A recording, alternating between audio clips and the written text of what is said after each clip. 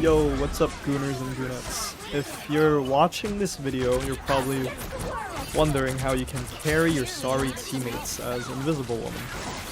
This video was made assuming you already know what her abilities do and have a decent understanding of the game itself.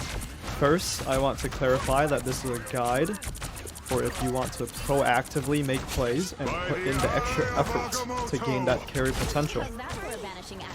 If you're looking for a guide on how to be a heal bot, you can find that in a lot of other videos. There's plenty of those out there. Without further ado, let's get right into it. Starting with her left click, there's not really much to say here. I think there's only one thing to keep in mind, and that's how it interacts with certain barriers and ultimates. More importantly, Strange Shield, the Magneto Wall, Magneto Ult, Captain America Shield. It will bounce off the barriers / walls as it would do on every other type of terrain and rebound back to you. What this means is it's one of the few projectiles in the game that can't get deleted by Magneto Wall or deflected by Captain's Shield. It also can't get absorbed by Magneto Ult, which is really interesting. You can't damage Magneto with it, but interestingly enough, you can still heal your teammates. Moving on with her actual kit, her right-click Guardian Shield. The main way you want to use this is as an additional source of healing that you can put anywhere with the ability to block important projectiles.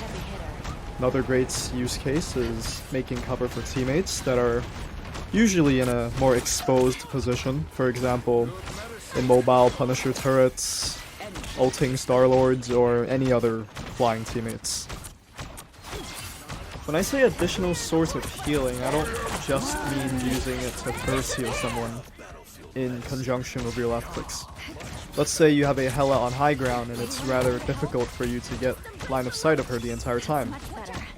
If I get the opportunity to, I'll put the force field out of LOS of the enemies, but on high ground with the Hela.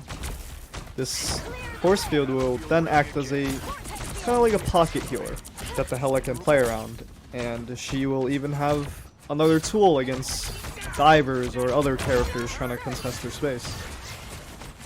Now, when I mentioned blocking projectiles that are important, things like Groot Ult probably come into mind. Other things that it can block that are very important is Black Panther spears and Spider-Man right clicks. Those two are very crucial for those characters to function, and if you're able to play around a barrier without your tank having to turn around for you, that is extremely useful for anti-dive. Some other use cases that are not as obvious is using it as offensive utility. The shield's heal aura also acts as a noticeable slow aura on enemies. As you can see, there's like a small circle around the shield here that indicates the range of it. Your tanks are usually close to theirs, trying to contest space, and utilizing the slow by putting this shield on your tanks is actually quite massive, especially when you can pull them out of position back into it. Oh, and don't forget to retract it. Very important. You don't want to have it at 40 HP and just sit there for 30 seconds doing nothing.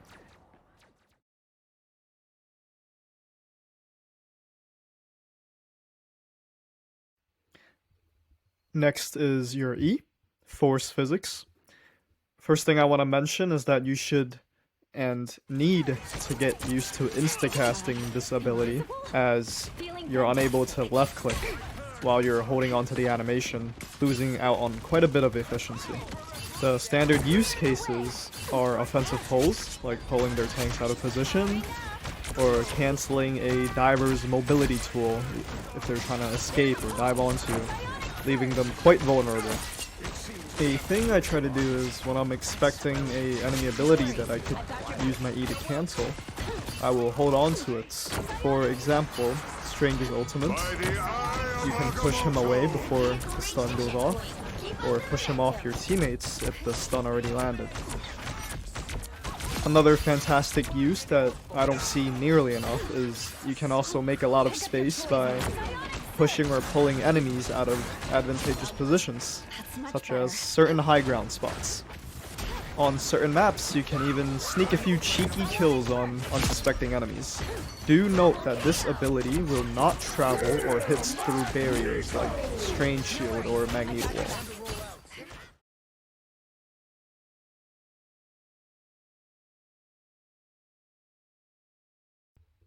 Her next ability, her shift, Psionic Vortex.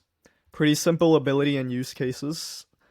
The ability says it slows and pulls enemies in, but in reality that's not really going to happen. The slow is barely noticeable, unless they're not moving at all. You're mainly going to use this as a form of damage and contesting space. For example, certain chokes or high grounds that their carries might stand on.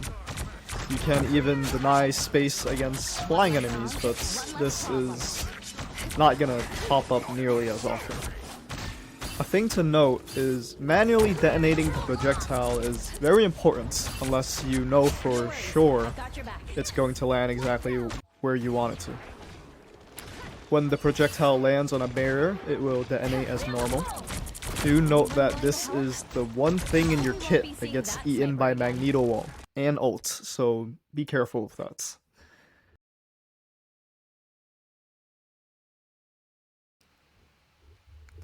Moving on to her passive and double jump. This is arguably the most important part of your kit, as it's the main thing that enables you to play super aggressive while keeping you alive. Main usages are repositioning, whether it be offensively or defensively, self-peel by going invisible, and chasing enemies down. Almost everything you do is going to break your invis. There's only 4 things that won't: jumping, reloading, retracting your shield, and detonating your shift. The last thing to be noted is that taking damage of any kind will take you out of invis, so watch your positioning and timing when you use this, or you're gonna end up burning the cooldown and potentially dying.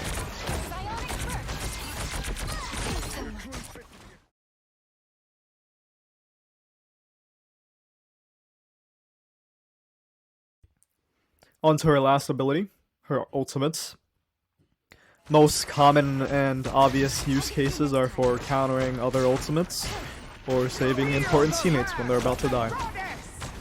The one thing that separates Su's ultimates with other defensive ults like Luna's or Mantis's though is that many people often overlook its offensive potential.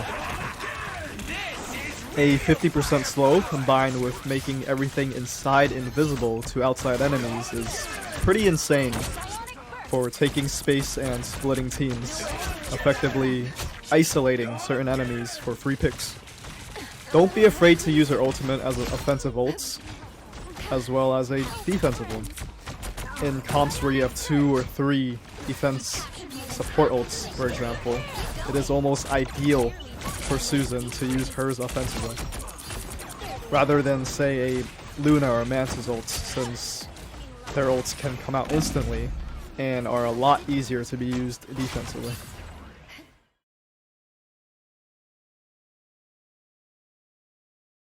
Next, I want to talk about her animation cancels. Yes, Su has animation cancels, believe it or not. I won't cover all of them and show them on screen since there's quite a bit, but I'll list all the ones that I know that are useful on this slide here, and you guys can test them out and get used to them on your own. Knowing these cancels and stringing them together will save you time, and could be the difference between killing an enemy or them surviving. For example, let's say you're about to pull their enemy Groot into your tank. The optimal combo string would be attack, vortex, shield, into a pull. This will cancel all the animations and almost go off instantly if timed correctly, leaving the Groot out of position, slowed, and taking damage from your entire kit. On to more general tips. Some things to keep in mind when playing Su if you want to improve is always looking for enemies out of position. Your kit is made to exploit their mistakes.